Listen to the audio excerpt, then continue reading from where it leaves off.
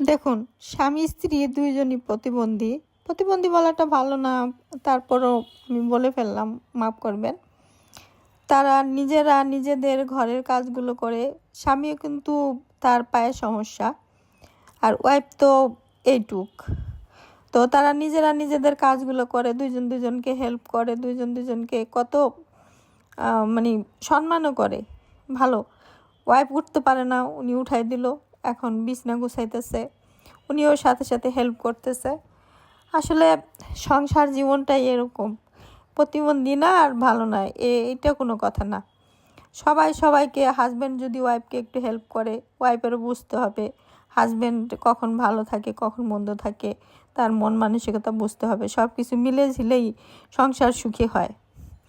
আর যদি মিল না থাকে, মনের মিল না থাকে, একজন একজনকে স্যাক্রিফাইস না করে, একজন একজনকে সম্মান না করে, তাহলে সেই সংসারে কোনো দিন সুখ আসবে না। এটা একবার চাঁদের আলোর মতো সত্যি। হাজব্যান্ডের ওয়াইফকে রেসপেক্ট করতে হবে, ওয়াইফেরও হাজব্যান্ডকে রেসপেক্ট করতে হবে।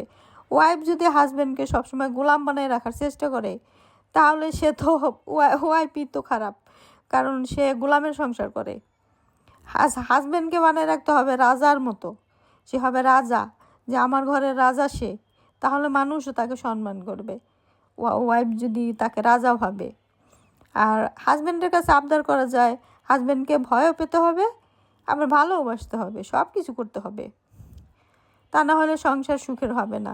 হাজব্যান্ড, এরা কত সুন্দর দুইজন মিলে ঝিলে সংসার করতেছে, এত ছোট্ট একটু মানুষ, ভালোই লাগলো দেখে। খুব সুন্দর, মিষ্টি একটা চেহারা, কত সুন্দর। বন্ধুরা, ভিডিওটা ভালো লাগলে একটা লাইক, কমেন্ট, একটা শেয়ার, একটা ফলো দিয়ে পাশে থাকেন। আসলে আমি আপনারা, সত্যি কথা বলতে আমার পেজটা একদম নতুন, ছোট্ট। আপনারা আমাকে উৎসাহ দেন বলে আমি ভিডিওগুলো ছাড়তে পারতেছি, শুধু ভয়েসটা দিয়ে ছাড়ি, আর আমি ফেস হই না, মাফ করবেন আমাকে। সবাই করে, ভাই বোনেরা অনেকেই করে এরকম, আমিও করি। আসলে